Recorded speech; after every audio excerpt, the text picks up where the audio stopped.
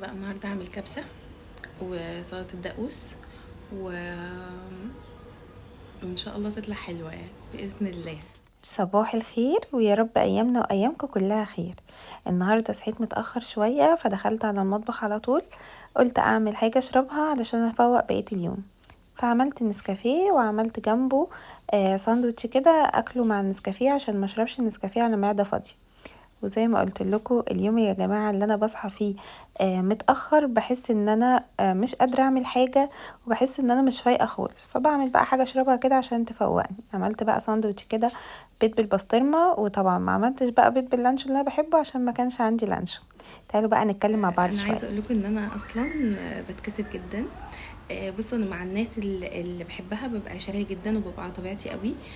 مش بكره الناس، لا بالعكس بحب الناس جدا. بس لما بشوف حد اول مره او بتعرف على حد لاول مره يعني بحس ان انا مش عارفه اتكلم قوي، بحس ان انا ساكته شويه، بحس ان انا هاديه شويه. انا لما بنكون انا واسراء مثلا في الشارع، انا اللي ببقى بتكلم، انا اللي يعني مثلا لو هي عايزه حاجه تقول لي يا اسراء انا عايزه الحاجه دي، انا مكسوفه مثلا اعملها، اقول لها طب استنى انا هعملها لك مش عارف ايه كده. باجي بقى لما يكون التليفون قدامي والكاميرا قدامي بحس ان انا مكسوفه، مش عارفه اتكلم، مش عارفه. بس عمري مثلا ما كلمت حد وحش، او عشان انا مثلا بتكسف فاروح بقى ابقى رخمه كده، او لا لا لا، بحب الناس. ممكن ما اكونش بعرف اتكلم قوي مع الناس، بس اللي هو لا بحب الناس، بحب اضحك دايما في وش اللي قدامي، بحب كده جدا. بتضايق قوي لما اقابل شخص لاول مره واحس ان هو ساكت كده او مبوز او كده، اللي هو لا. طب بقى الابتسامه، بحب الابتسامه يعني لما بكون لسه مثلا شايفه حد جديد او كده. على فكره انا واسراء فينا نفس الطبع، ان احنا لما بنشوف حد بصتنا ليه بتبقى حلوه، يعني اللي هو بنضحك في وش اللي قدامنا حتى لو حد والله مش طايقينه. يعني ده طبع فينا اصلا، وشنا هو اللي بيتكلم او ملامحنا هي اللي عايزه اقول لكم اصلا حاجه في اسراء. اسراء اصلا كانت هاديه جدا جدا، ما كانش بيطلع لها صوت. الكلام ده من واحنا في مدرسه، يعني مثلا لحد كليه. بس يمكن لما دخلت كليه اتغيرت شويه. كنا نروح الدروس او كده ما بتتكلمش، ما بتفتحش بقها نهائي، بتتكسف جدا. يعني بصوا بتخاف تتحرك كده حتى. انا كنت اللي هو لا، يعني كنت بتكلم شويه بعمل شويه، مع اني احنا الاتنين اصلا كان مقفول علينا، كان مقفول علينا جدا. مامتها ومامتي كانوا شداد علينا جدا. ف... فلما فلما بقى كبرنا ودخلنا كليه وكده، اللي هو ايه ده، ايه ده، في حياه تانية. فبدأنا بقى ايه ان اللي هو نتدردح شوية يعني. بس اسراء اتغيرت اكتر ممكن بعد الجواز. يعني بعد الجواز بقت شخصيتها بقى غير شخصيتي، يعني انا بقيت ممكن اتكسف شوية، هي لا بقت خلاص اللي هو بقى بحس ان اسراء غيري شوية. يعني انا مثلا لما بيحصل اي حاجة بروح اجري على اسراء اقول لها اعمل ايه، اتصرف ازاي. بحس ان هي بقى خلاص عندها خبرة شوية عني، بحكم بقى ان هي اتجوزت قبليه بشويه وكده ومش عارف ايه. ف يعني خلاص بقى اللي هو اي حاجه اروح اجري عليها اقول لها طب اتصرف ازاي، طب اعمل ازاي، طب مش عارف ايه. عكس زمان، زمان هي اللي كانت مثلا تيجي تعدي الطريق اسراء عديني، مش عارفه تعمل ايه، اسراء اعمل ايه. لا دلوقتي بقيت انا اللي بعمل معاها كده، اسراء اعمل ايه، اي حاجه في البيت هنا، اكل باظ مني، اي حاجه عايزه اعملها اسراء اتصرف ازاي، اسراء اعمل ايه. بس فالموضوع بقى عكس شويه. يعني انا مثلا لما باجي اتكلم قدام الكاميرا بحس ان انا ممكن اكون مكسوفه شويه. هي بقت ما شاء الله بقت بتعرف تتكلم وتاخد وتدي في الكلام وكده، عكس طبعها تماما زمان.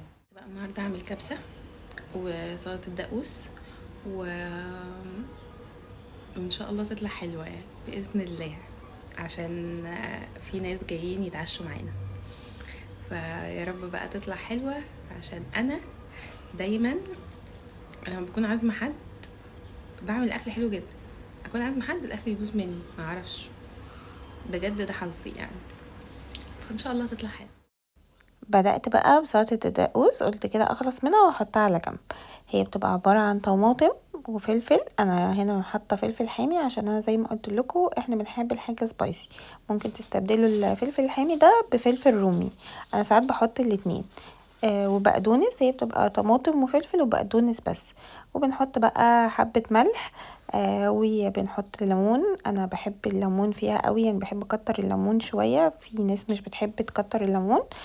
بس ليمونة حلوة قوي، يعني للناس اللي مش بتحب الليمون قوي هي ليمونة واحدة حلوة. انا ساعات بحط اكتر من واحدة يعني.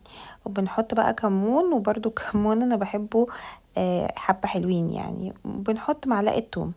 اللي مش عايز يحط توم ممكن ما نحطش يعني، بس اهم حاجة الطماطم والفلفل والبقدونس والتوابل بقى احنا اللي بنحيقها زي ما انتوا عايزين. خلصنا بقى صوص الدقوس وقلنا بقى نعمل الكبسة. حطينا حبة زيت وحبة سمنة. قطعت بقى البصل، ودي اكتر فقرة انا مش بحبها، واكيد طبعا كلنا كده لانه بيخلينا افضل ادمع كتير. حطيت بقى 2 عود قرفة وليمون مجفف وورق لورا وحبهان. يعني 2 كده حبهان. فضلت اشوح فيهم في الزيت والسمنة اللي انا حطيتهم لحد بس ما يطلعوا كده ريحة، يعني ان هم يبقى خلاص اخدوا كده تشويحة. بعد كده بقى بنزل بالبصل. فضلت بقى اقلب فيه كده مع البهارات اللي نزلتها لحد ما دبل. نزلت بقى ببهارات اسمها بهارات رز الكبسة، انا بجيبها من اي سوبر ماركت او من اي عطار، تقدروا تستخدموا النوع اللي انتوا عايزينه. فضلت برضو اقلب فيهم كده مع بعض لحد ما بقوا لون واحد. حطيت بقى الفراخ وفضلت اقلب فيها كده شويه لحد ما اتاكدت ان هي اخدت من كل البهارات. نزلت بقى بالميه المغليه، واول ما الفراخ استوت شلتها وحطيت الرز. بصوا يا جماعه الاكل اللهم بارك ما شاء الله طلع تحفه. بصوا سلطه الدقوس، بجد الاكل الحمد لله الحمد لله طلع حلو جدا. انا بقول لكم زي ما بقول لكم، انا بشيل الفراخ من الميه واحط الرز مكانها، وبحط الفراخ في الفرن تاخد وش. في ناس بيحطوا كله مع بعضه، اللي انتوا عايزينه برضو اعملوه، الطريقتين حلوين جدا. لو عجبكم الفيديو اعملوا شير ولايك وسبسكرايب. باي باي.